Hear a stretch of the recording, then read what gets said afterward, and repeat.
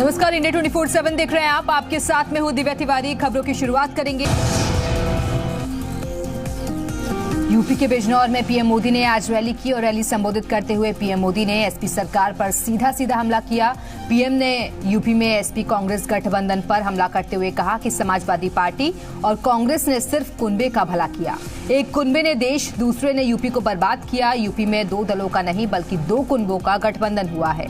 PM ने कहा कि बीजेपी सरकार विकास की राजनीति करती है और यूपी ने ताकत दी तभी देश को स्थिर सरकार मिली। जब अखिलेश ने कांग्रेस को गले लगाया तो उनकी समझदारी पर शक हुआ। मोदी ने कहा कि यूपी में गुंडा राज कायम है और बहन बेटी सुरक्षित नहीं है। उन्होंने कहा कि 11 मार्च को समाजवादी पार्टी का कच्चा चिट्ठा खुलेगा।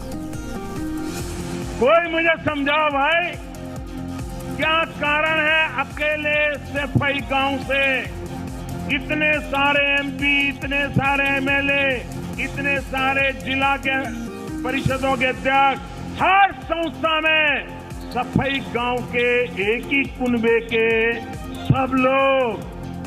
क्या आप में योग्यता नहीं है क्या? आप में क्षमता नहीं है क्या?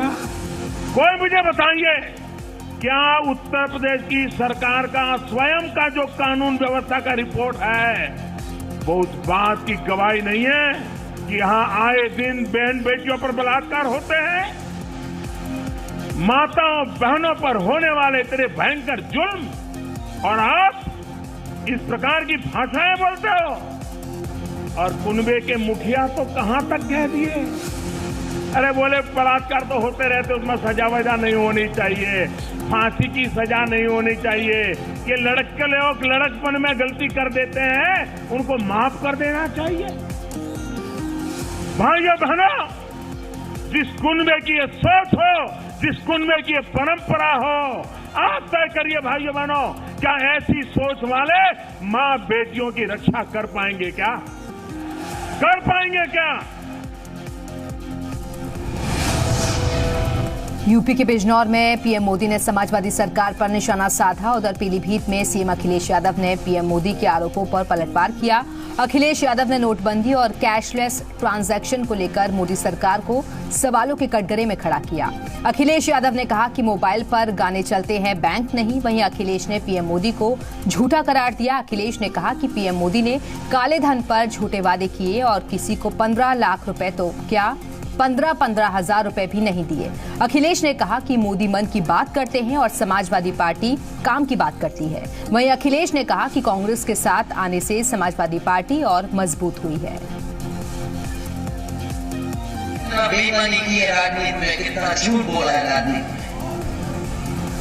और लोगों को लाइन में लगा करके कई गरीब लोगों की जान चली गई जो लाइन में लगे थे अपनी मेहनत का पैसा लेने के लिए, अपनी ईमानदारी से कमाया हुआ पैसा लेने के लिए।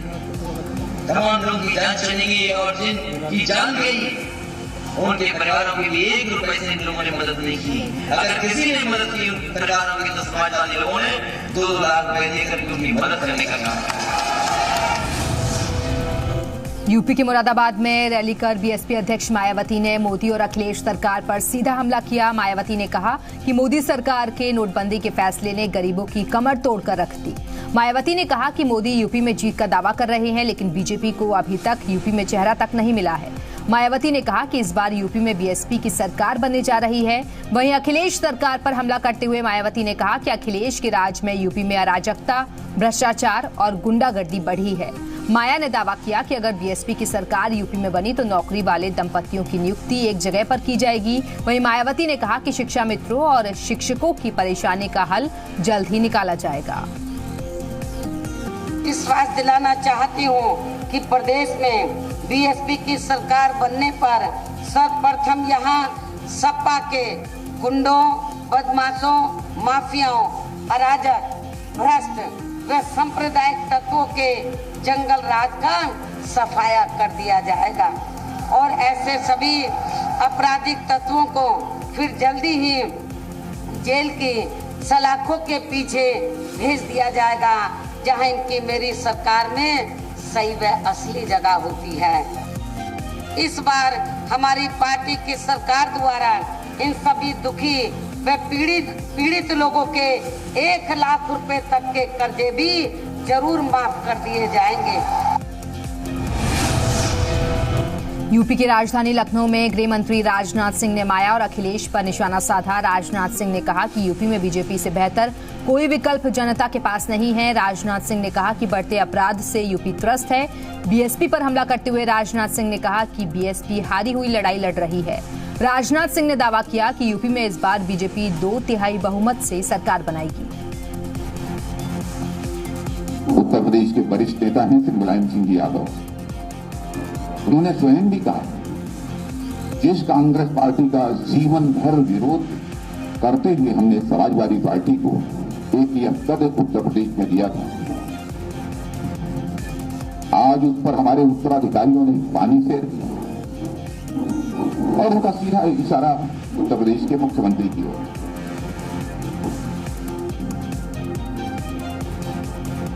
और मैं दो टूक शब्दों में कहना चाहता हूं कि समाजवादी पार्टी और कांग्रेस पार्टी का जो है गठबंधन है अवसरवादी गठबंधन, दोनों कमजोर है। सपा भी कमजोर है, कांग्रेस भी, कांग्रेस तो बहुत पहले से ही कमजोर थी, समाजवादी पार्टी 5 वर्षों में कमजोर है, यानी दोनों माइनस हो चुके हैं। यूपी के सीतापुर में केंद्रीय मंत्री कलराज मिश्र ने दावा किया कि इस बार यूपी में बीजेपी की सरकार बनने जा रही है। कलराज मिश्र हरगांव विधानसभा में चुनाव प्रचार के लिए पहुंचे थे और वहीं एसपी कांग्रेस गठबंधन पर भी कलराज मिश्र ने बड़ा हमला बोला। कलराज ने कहा कि यूपी में गठबंधन एसपी कांग्रेस के बीच नहीं, ये गठबंधन सिर्फ राहुल और अखिलेश के बीच है। यूपी बीजेपी में टिकट बंटवारे पर छिड़ा घमासान थमने का नाम नहीं ले रहा है। यूपी के कुशीनगर में टिकट न मिलने से बीजेपी के पुराने और दिग्गज चेहरे बगावत पर उतर आए हैं। कई पदाधिकारियों ने न सिर्फ पार्टी छोड़ दी है बल्कि निर्दलीय चुनाव भी लड़ने का ऐलान किया है। कुशीनगर से बीजेपी के जिला उपाध्यक्ष श्रीकांत मिश्र, पडरौना से परशुराम समेत पूर्व सांसद राम नगीना मिश्र ने बीजेपी के खिलाफ मोर्चा खोल दिया है। प्रतापगढ़ में बीजेपी से बगावत करने के बाद नगरपालिका अध्यक्ष हरि प्रताप सिंह ने अपना नामांकन वापस ले लिया है और वहीं अब हरि प्रताप ने सदर सीट से चुनाव लड़ रहे अपना दल के कैंडिडेट को अपना समर्थन दिया है। हरि प्रताप ने इससे पहले कांग्रेस का दामन थामा, लेकिन कांग्रेस से टिकट नहीं मिलने पर सदर से निर्दलीय चुनाव लड़ने के लिए नामांकन दाखिल किया था। राहुल अखिलेश भले ही एसपी कांग्रेस गठबंधन को मजबूत बता रहे हो, लेकिन गठबंधन को लेकर एसपी और कांग्रेस के नेताओं की बगावत खुलकर सामने आ रही है। यूपी के बहराइच में एनआरएचएम घोटाले के आरोपी और कांग्रेस के बागी एमएलए मुकेश श्रीवास्तव ने गठबंधन के खिलाफ बगावत कर पयागपुर सीट से अपना नामांकन दाखिल किया है। दरअसल गठबंधन के बाद यूपी की पयागपुर सीट कांग्रेस के खाते में दर्ज हो गई है और कांग्रेस प्रत्याशी भगत राम मिश्रा अपना नामांकन भी करा चुके हैं। अब देखना होगा कि पार्टी इस अंदरूनी जंग को कैसे सुलझाएगी। कल यूपी के 15 जिलों की 73 सीटों पर वोट डाले जाएंगे। मतदान को लेकर चुनाव आयोग और स्थानीय प्रशासन की तैयारियां लगभग पूरी हैं। मतदान कराने के लिए पोलिंग पार्टियां अपने अपने बूथ पहुंच गई हैं और चुनाव आयोग की देखरेख में प्रशासन की ओर से मतदान को निष्पक्ष कराने के लिए कवायद तेज है। सभी पोलिंग बूथ समेत पूरे इलाके में सुरक्षा के कड़े इंतजाम किए गए हैं। पहले चरण में जिन जिलों में मतदान होना है उनमें शामली, मुजफ्फरनगर, बागपत, मेरठ, गाजियाबाद, गौतम बुद्ध नगर, हापुड़, बुलंदशहर, अलीगढ़, मथुरा, हाथरस, आगरा, फिरोजाबाद, एटा और कासगंज जिले शामिल हैं।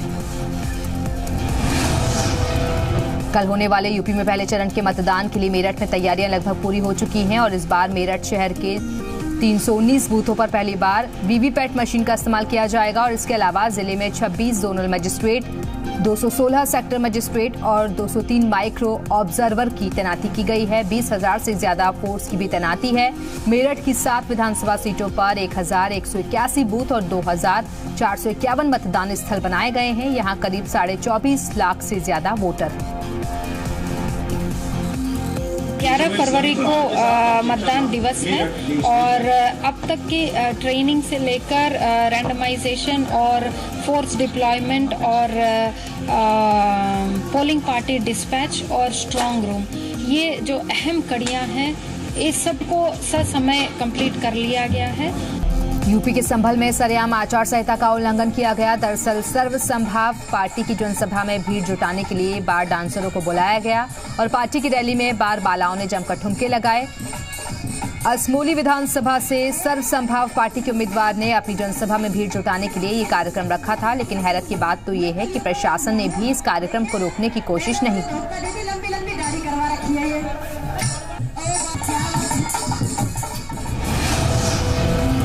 यूपी के गोंडा में 5वें चरण के मतदान के लिए एसपी, बीएसपी, बीजेपी और कांग्रेस के कैंडिडेट्स ने अपना नामांकन दाखिल किया है और कैसरगंज से बीजेपी के भूषण सिंह, गोंडा सदर से एसपी के सूरज सिंह, महनोद सीट से बीएसपी प्रत्याशी अरशद अली, करनैलगंज से बीजेपी के अजय प्रताप ने नामांकन दाखिल किया है।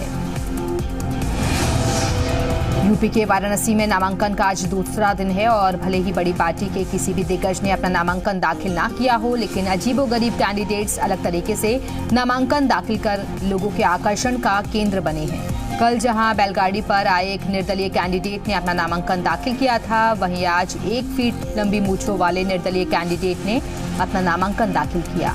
ओम प्रकाश राका नाम का ये शख्स अपनी मूंछों के लिए मशहूर है।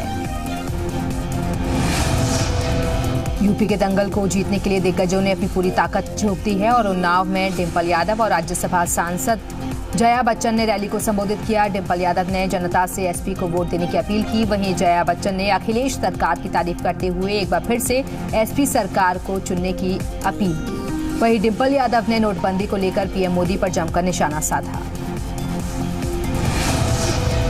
यूपी की मुरादाबाद की शहर विधानसभा सीट से कांग्रेस के उम्मीदवार राधेश्याम सैनी रहस्यमय तरीके से लापता हो गए हैं। परिजनों ने उनके अपहरण की आशंका जाहिर की है। परिजनों की माने तो बीती रात चुनावी कार्यक्रम के मद्देनजर राधेश्याम सैनी अपने ड्राइवर और गनर को छोड़कर स्थानीय कब्रिस्तान की तरफ गए थे, लेकिन उसके काफी देर बाद जब वो लौटकर नहीं आए तो परिजनों ने इसकी शिकायत पुलिस से की। थाना आए हैं, आप लोगों की क्या शिकायत है? हमारी शिकायत ये है कि राधेश्याम सैनी को जो है हम तलाश भी कर रहे हैं और प्रशासन भी तलाश कर रहा है, तो अभी तक जो है कोई पता नहीं। लेकिन तहरीर अभी किसी ने देखिए, जैसा कि बताया जा रहा है कि आप 24 घंटे उनके साथ रहते थे, ऐसा कुछ? जी, 24 घंटे साथ नहीं रहता था, क्योंकि मैं गाँव में रहने वाला हूँ और मैं गाँव से कभी हफ्ते में आ गया, कभी जो 15 दिन में आ जाता।